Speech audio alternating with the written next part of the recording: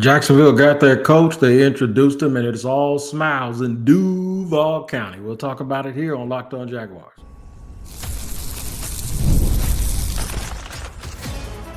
You are Locked On Jaguars, your daily Jacksonville Jaguars podcast. Part of the Locked On Podcast Network, your team every day. It is your team every day here on Locked On Jaguars. We thank you for making us your first listen, reminding you you can find us wherever you get podcasts, wherever you watch them or listen to them. Make sure you tap into that location each and every day so you do not miss an episode. And today's episode is brought to you by FanDuel. Super Bowl 59 is here, and there's no better way to make every play more exciting than with FanDuel Sportsbook. New customers can bet just $5, and if you win, you'll score $200 in bonus bets. Download the app or head to FanDuel.com to get started. Shout out to the everydayers for joining us here, and hopefully, if this is your first time here, you'll have a good time and come back. All right, so here's what we got. Why I think it will work. That's where we're going to end up today. And yeah, I'm going on a limb and saying it's going to work. And for anybody that wants to start hating already, no, I don't do this all the time. So I'm going to do it today, though. Shad Khan seems ecstatic. That's good. That's good. Shad been through a lot. You know, we've been beating up on Shad pretty bad here for a while, man. So it's finally good to see the owner have a little bit of a sense of relief and then winning the moment. You know, he won the hearts of the fans, you know, after. I mean, we beat him up. I mean, we beat him good too, but it's all good today, all smiles in Duval. And the reason why is that's where we're going to start at. We're going to start at the very top because Liam Cohen is the new head coach. Now, we've already started roasting him because that's what we do. You know, when you like somebody, ain't nothing wrong with picking at him. You know, it's a little self-deprecation sort of thing because he kind of reminds you of you or somebody else that you know. And I know two people he reminds me of. I ain't gonna mention them though, because y'all ain't gonna never unsee it if I tell you. But it looks like two people I know just kind of got morphed into the same person, and then all of a sudden, boom, Liam Cohen pops out. One day I might tell y'all who it is. And y'all ain't gonna unsee it, and I'm gonna tell you, you're gonna laugh. Well, my man Liam had on some, looked like he had some LVs. He had no socks on. And you know what? I said right then, that's the dude that's going to dial it up. He is at an interview. He is at a ceremony welcoming him to his dream job. And my boy ain't got on no socks. I automatically fell for Liam Cohen right then and there. But seriously,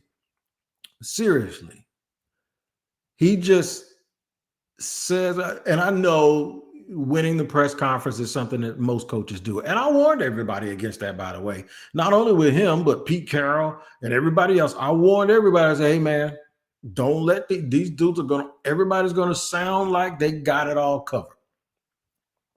But it's not really necessarily true because everyone can sound like that, but you have to listen with intent to the things that they say and the things that they talk about. You all know, if you listen to this show all the time, what's my pet peeve? It's not being able to block people. And I'm not just talking about just having a fighting chance. I'm talking about to actually dominate the game or parts of the game whenever you have to.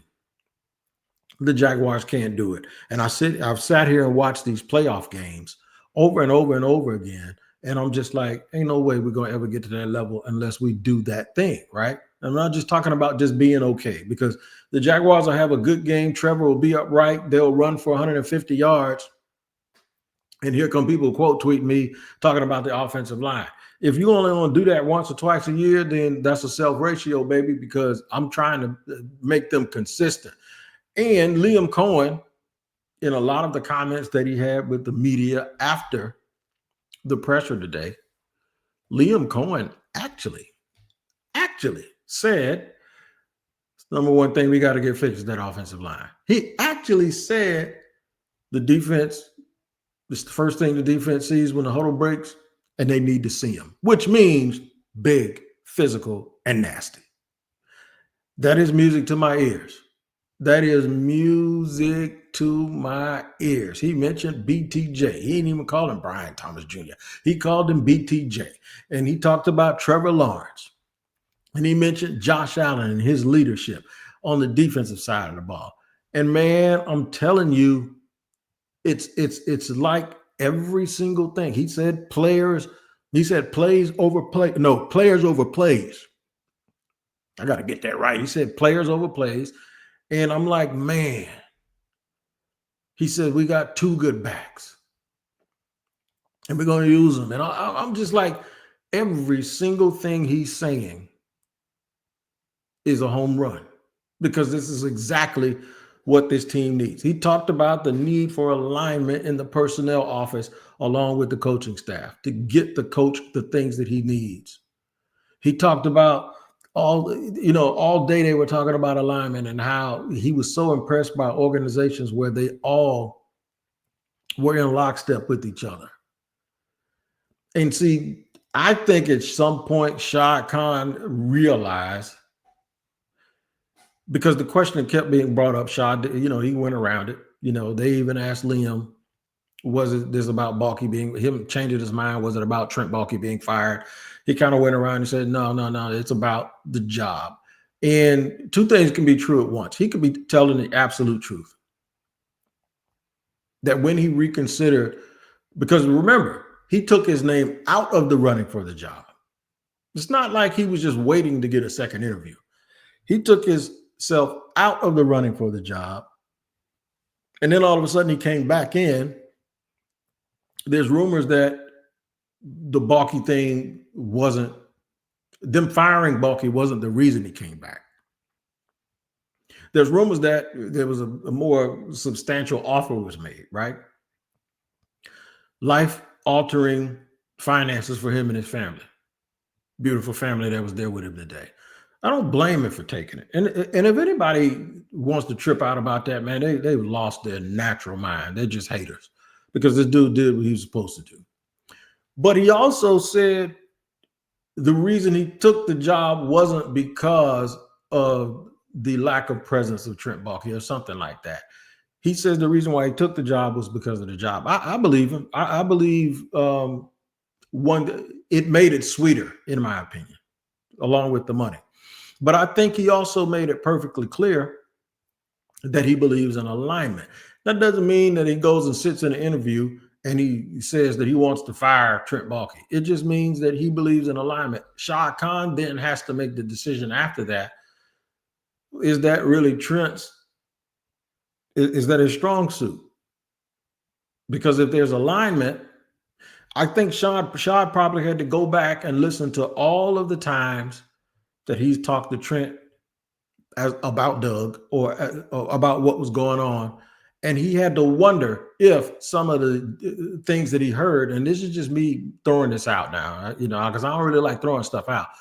But there's always been this thought that if they weren't aligned, and then Shad made a decision to fire the coach, well, now other coaches are saying how they have to be aligned, which means that Shad was probably thinking, why didn't he take up for him when he could have? Or why didn't he say that? Why, if there was any finger pointing, I think the finger pointing came back to bite him in the butt, because you're sitting there and guys are talking about how everyone has to be aligned. And then you have to look back at your experience the last couple of years and ask yourself, is that what happened? So eventually what happens is the truth will set you free. And if Liam was being honest about alignment, and then Shad was honest with himself and said, I think it's best, even if this is not about Trent, I think it's best for us to get someone that he knows he can work with, as opposed to keeping someone where we don't know if it's going to work or not. And I think that's exactly how that went. So while it wasn't an I don't think there were ultimatums given.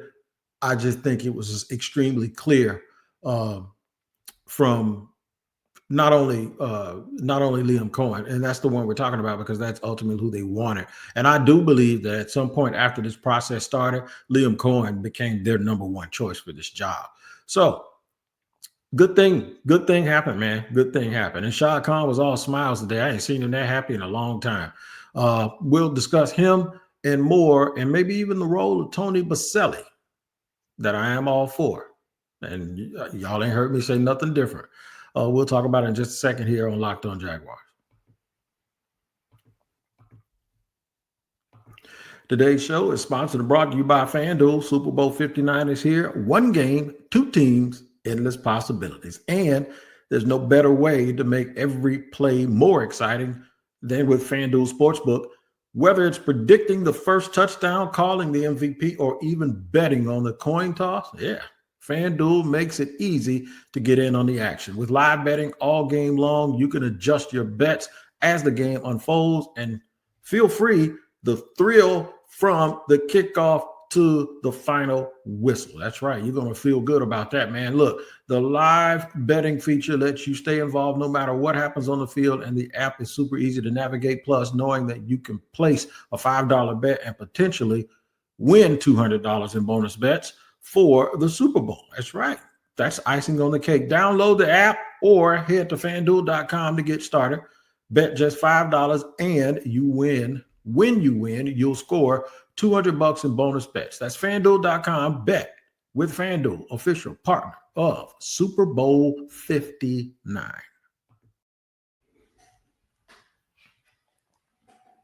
Moving along here on Locked On Jaguars, where it's your team every day, reacting to today's events where new Jaguars head coach Liam Cohen represented him and his family, explained taking the job, explained that one thing he said was when Shad Khan introduced him, owner Shad Khan said that Liam inspired him. He told him he inspired him as well. And I think that stuff is genuine, man.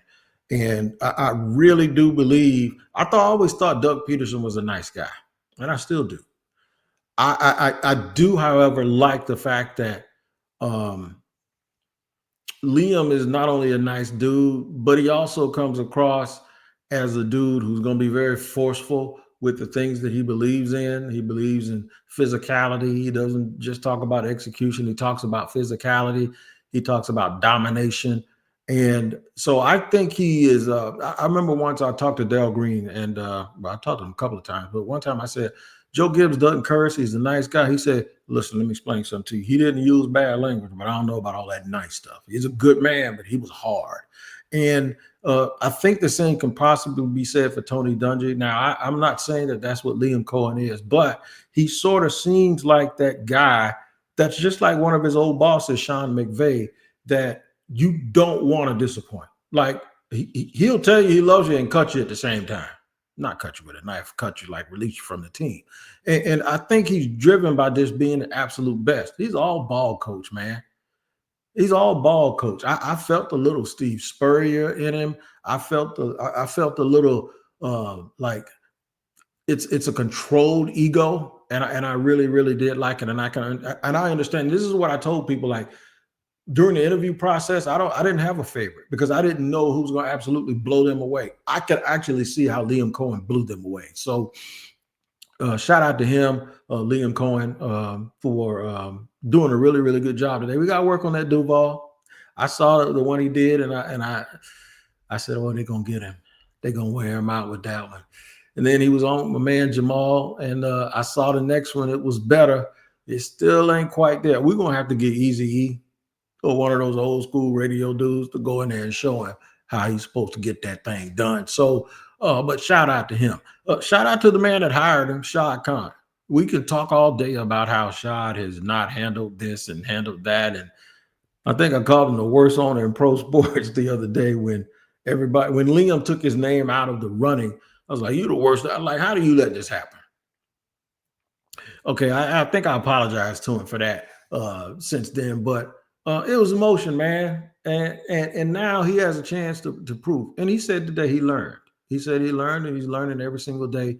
And I think that humble approach is something that that's going to resonate well with the fans. The fans, on the other hand, got everything that they wanted. Everything he said, all of that stuff. He is just like a dude that looks like he's just ready to dial up plays right now. But no, Shad, I got to give Shad Khan a lot of credit because he like in one swoop admitted that he was wrong, and then he corrected it. I told you the other day he acted billionaire-ish. That's a billionaire-ish thing to do. That's, hey, man, look, yeah, I was wrong. Now I'm right. And he was there today, and he looked extremely, extremely happy with this decision. This might be the one. This absolutely might be the one that turns this franchise around. And it's hard for me to sit here and say somebody's going to win a Super Bowl because those things are very, very difficult to do. But you want to be in that area where, well, Kansas City's kind of by themselves, but Philly is there consistently. Baltimore is there. Buffalo has been there as of late. It looks like the Broncos are coming. Those are the main teams that you sit and think about. That's where you want to be, like one of those 4 top teams in the country. You want to be the team that wins the division. You want to be the team that's one of the 4 top teams. Pittsburgh has been there, sort of. They've been there for the entirety of their franchise, but lately, the last couple of years, they've been a notch below those dudes. The Bengals made some appearances, but that's what you want. You want that 7-8 year period where it lines up that, with luck in the health department, it kind of lines up for you to be competitive. These will be the glory days of Trevor Lawrence, Brian Thomas Jr., Trayvon Walker, Anton Harrison. These will be the guys. Josh Allen still. These will be the guys and the people, whoever they pick this year at number 5, and they're going to have a chance to get another really, really good player. The more I'm thinking about it, I was thinking about, man, they should trade down. Nope. They need to stay right there, and because there are not a lot of people that folks are ranking really, really high in this draft, so they're going to be able to add another good player. They got like 20 draft picks the next couple of seasons, and I got a feeling this is going to be the thing where they really, really get this going. And Shad needs to take a bow. I mean, he really, really does. I hope he feels a little bit of relief tonight. We gave him a lot of grief, man. The main thing everybody wanted, they wanted Trent Baalke gone. It's not about the way he kind of described it when he was saying that he was going to keep Trent. It's not that he was the problem, although some people would argue that he was. It's just that you knew he wasn't the solution. I hope that makes sense. It's not that he alone was the problem, but you knew that he couldn't be a part of the solution. Kind of that thing I said the other day when I said, hey, man, he's got to go. He's got to go. I'll tell you why I think this hard decision that Shad Khan made may have been one of the best things that's happened to the Jaguars in a long time. We'll get to that in just a second here on Locked On Jaguars. Today's show is brought to you and sponsored by LinkedIn Talent Solutions. Hey, man, when you have a small business, your work doesn't end when the clock hits 5. Your business is always on your mind. Trust me, I know about that. And that means when it's time to hire, you need a partner that works just as hard as you do. That's where LinkedIn Jobs comes in. When you clock out, LinkedIn clocks in. LinkedIn makes it easy to post your job for free, share it with your network, and get qualified candidates all in one place. Post your job at LinkedIn's new feature, and it can help you write a job description and then quickly get your job in front of the right people with deep candidate insights. And here's a pro tip. Add the hashtag hiring frame to your profile picture to double your reach to qualified candidates. No wonder 72% of small businesses say LinkedIn helped them find high quality hires. So post your job for free at linkedin.com/lockedonnfl. That's linkedin.com/lockedonnfl to post your job for free. Terms and conditions apply.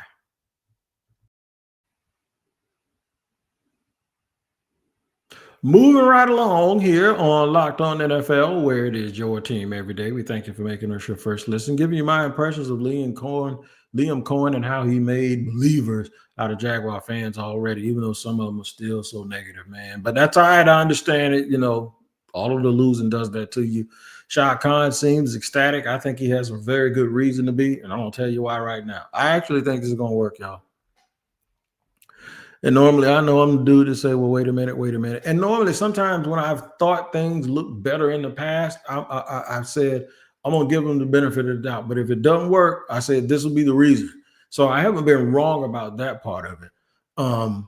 Eventually it came back to the team just not, in my opinion, playing like they were on one accord.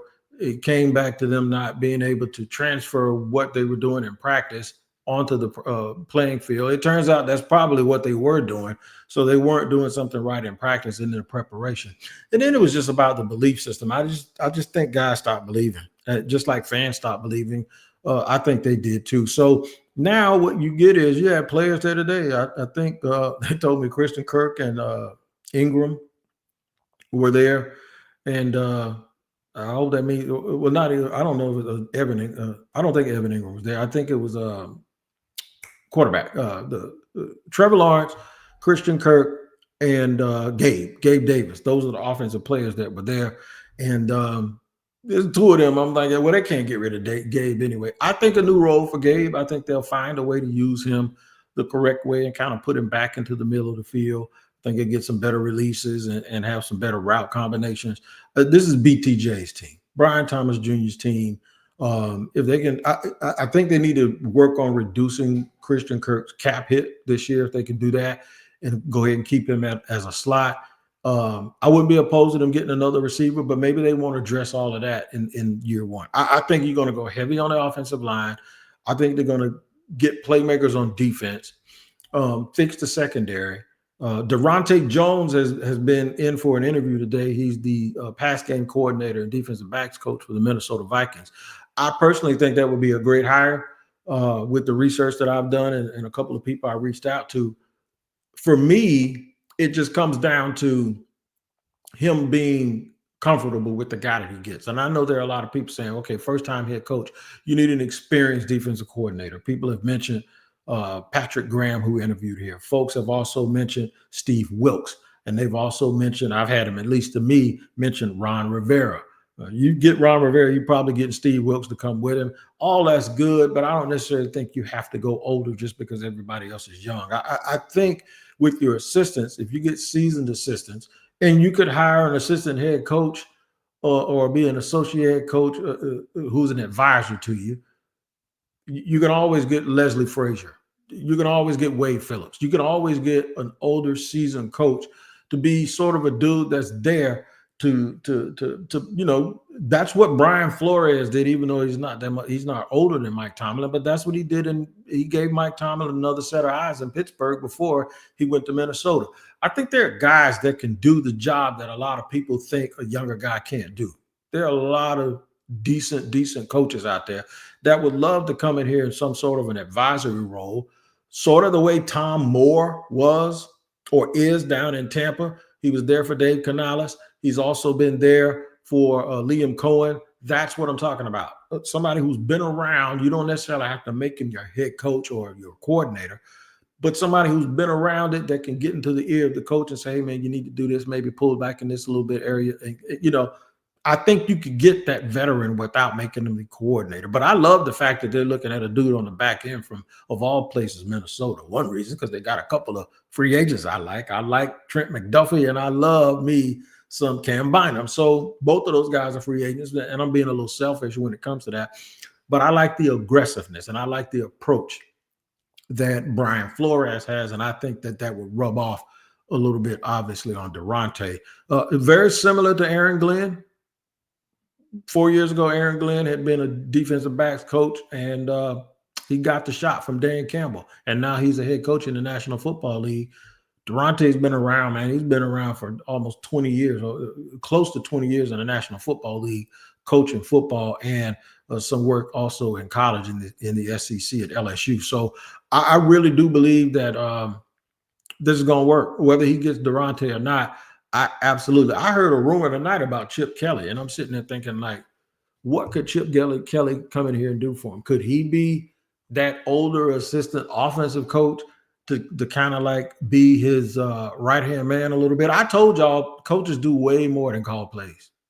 And I think people thought because he's a play caller that he wouldn't go out and fortify his offensive staff. That's just not true.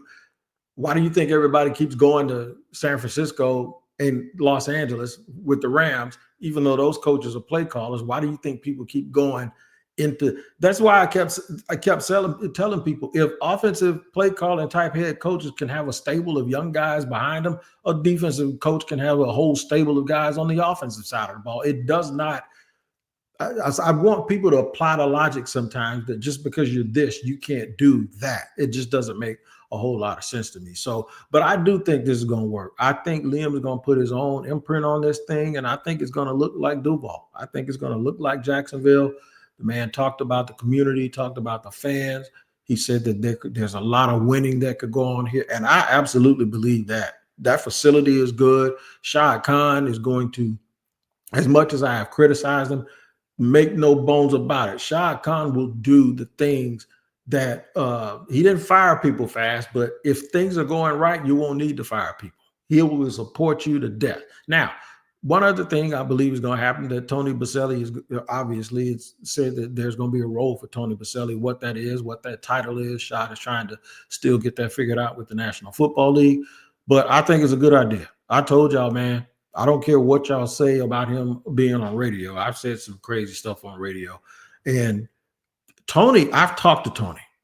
I mean, I've had informal discussions in the press box or near the press box or in the cafe or at practice. There's never anything that he said I didn't agree with.